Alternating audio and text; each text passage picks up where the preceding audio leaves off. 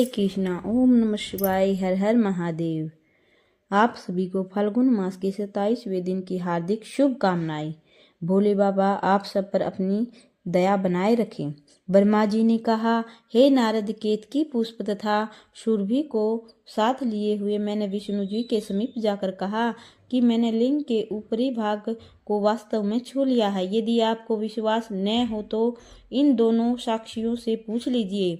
यह सुनकर जब विष्णु ने केतकी तथा सुरभि से पूछा तो उन्होंने यह उत्तर दिया, हे विष्णु, हम पक्षपात रहित होकर यह बात कहते हैं कि ब्रह्मा ने शिवलिंग के ऊपर भाग को अवश्य छू लिया है। हे नारद, केतकी तथा सुरभि के ऐसे मिथ्या वचन सुनकर शिवजी अत्यंत क्रोध हुए।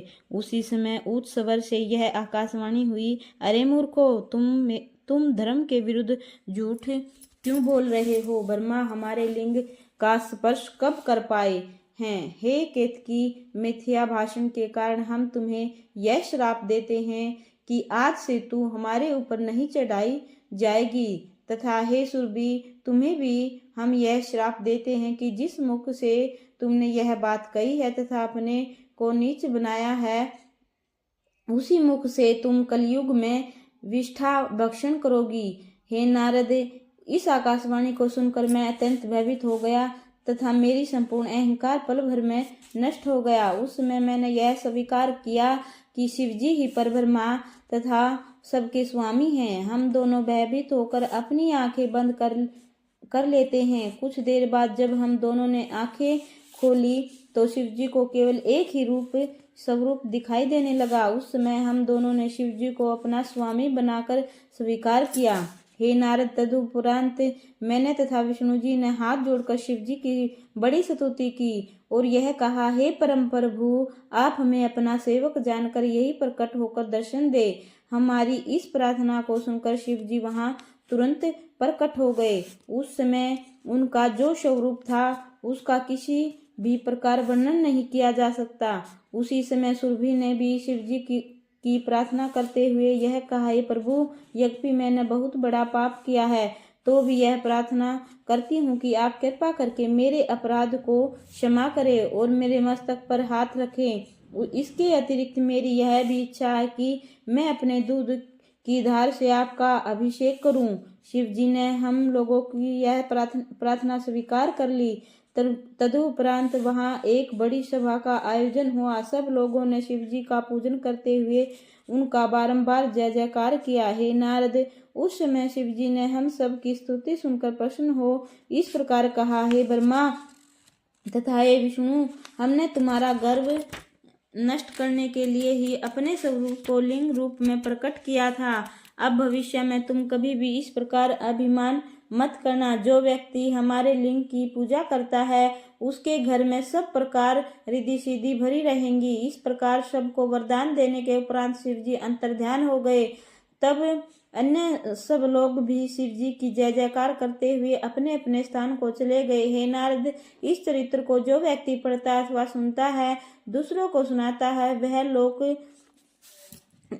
लोक में अंत में मोक्ष को प्राप्त होता है तथा परलोक में भी मुक्ति प्रदान करता है। ब्रह्मा जी ने कहा, हे नारद, अब मैं पश्चिम दिशा के शिवलिंगों का वर्णन करता हूँ। उसका पूजन, दर्शन तथा स्मरण करने से सुख, संपत्ति, यज्ञ, कीर्ति, संतान आदि की प्राप्ति होती है। अब तुम उन लिंगों का वृतांत सुनो।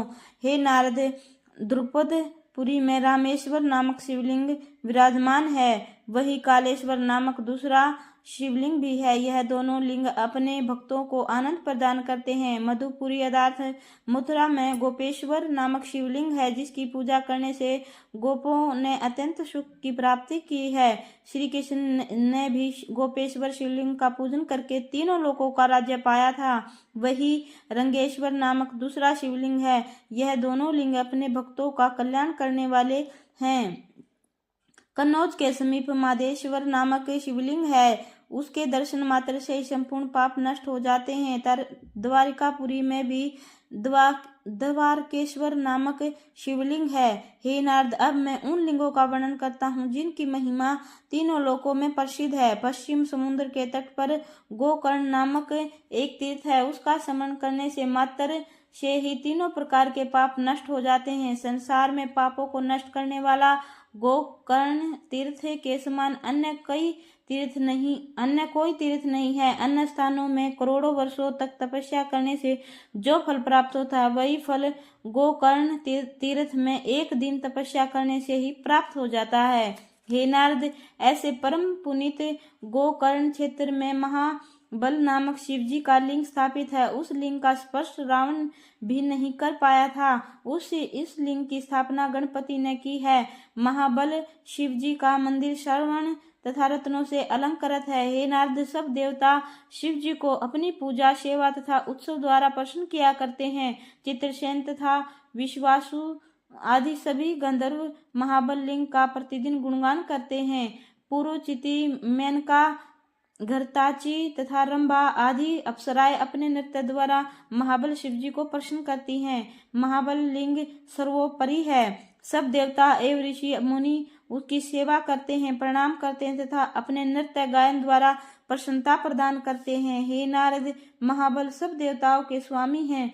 उनके अतिरिक्त और भी करोड़ों शिवलिंग तथा तीर्थ उस क्षेत्र में हैं, जिनकी सेवा द्वारा बड़े बड़े पाप तथा कष्ट दूर हो जाते हैं। महाबल लिंग के दर्शन से ब्रह्मा हत्या जैसे पाप भी नष्ट हो जाते हैं तथा दोनों लोकों में सीधी प्राप्ति होती है। उस गोकर्ण क्षेत्र में अगस्त्य जी ने तप किया तथा सनकादिक ने भी वहां पहुंचकर बहुत दिनों तक तपस्या की।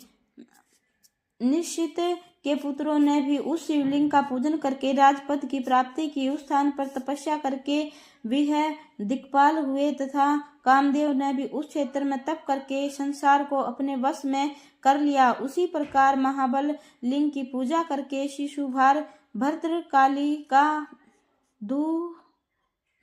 कालिका, नाग, ईलावर्त, गरुड़, रावण, कुंभवर्ण तथा विभीषण आदि सैकड़ों व्यक्तियों ने अपने मनोरथ प्राप्त किया है। हम उस लिंग की महिमा का वर्णन कहाँ तक करें। इतनी कथा सुनकर नारद जी ने कहा, हे पिता, आप मित्रशह का संपूर्ण वृत्तांत मुझे सुनाने की कृपा करें। ब्रह्मा जी बोले, हे नारद, पूर्व समय में इक्ष्वाकु वंश में मित्रशह नामक एक अत्यंत धर्मात्मा राजा हुआ। वह राजा अत्यंत बलवान, धैर्यवान, धर्मवान, वेद पुराणों को जानने वाला, सत्यवादी, पवित्र मार्ग पर चलने वाला, इंद्रिय जीत, राजाओं को शिरोमणि तथा केवल अपनी ही स्त्री से प्रेम रखने वाला था। एक दिन वह शिकार खेलने के लिए वन में गया। वहां उसने अनेक सिंह आदि जीवों को शिकार किया। उस हत्या के कारण कुछ समय के लिए राजा की श्रेष्ठ बुद्धि नष्ट हो गई। उसी वन में एक राक्षस रहता था। जब राजा ने उसे देखा तो अपने शस्त्र द्वारा उसे तुरंत ही मार डाला। उस राक्षस का एक भाई भी वहीं रहता था। जब उसने भी मृत्यु देखी तो मन में इस प्रकार विचार किया कि यह राजा देवता तथा दैत्य दोनों का स्वामी है। मैं इससे अपने भाई की मृत्यु का बदला किस प्रकार लूं। हे नारद, ऐसा विचार करके वह राक्षस मनुष्य का रूप धारण कर राजा के समीप पहुंचा और हाथ जोड़कर इस प्रकार कहने लगा, हे प्रभु, आप सूर्यवंश में शिरोमणि हैं। इस समय मैं आपकी शरण में आया हूँ। हे राजन, इन दिनों मेरी आजीविका का कोई साधन नहीं है, अतः आप मुझे अपने यहाँ सेवक रख ले। राजा मित्रसेन को राक्षस की बातों में कुछ छल दिखाई नहीं दिया। तब उन्होंने उस अत्यंत प्रेम पूर्वक अपना रसोई बनाने वाला नियुक्त कर लिया। तदुपरांत राजा शिकार खेलने के पश्चात उस ब्राह्मण रूपधारी राक्षस को लिए हुए अपनी राजधानी को लौट आया। हे नारद, राजा के लौटने की प्रसन्नता में उसकी रानी मदयंती ने, जो दमयंती के समान ही पतिव्रता थी, अपने सभी सगे संबंधियों तथा हितैषियों को की जयोनार की। उस जयोनार के लिए जो भोजन बनाया गया था उसे ब्राह्मण रूपधारी उसी राक्षस ने तैयार किया था। उस राक्षस ने भोजन में नरमांस मिला दिया था, जिसे राजा नहीं जान सके।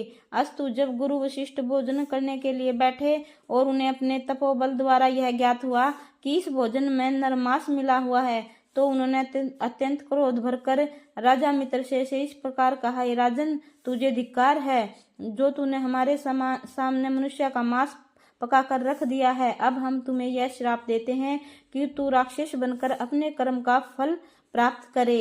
वशिष्ठ जी के मुख से यह श्राप सुनकर जब राजा मित्रसेन ने विचार किया तो उसे भी यह ज्ञात हो गया कि रसोई बनाने वाले ने उसे भोजन में नरमांस मिला दिया है। उस राक्षस का यह छल देखकर राजा ने अपने मन में सोचा कि वशिष्ठ जी के ने हमारे कोई अपराध न होते हुए भी मुझे श्राप दे दिया है, अतः मैं भी उन्हें श्राप दूं।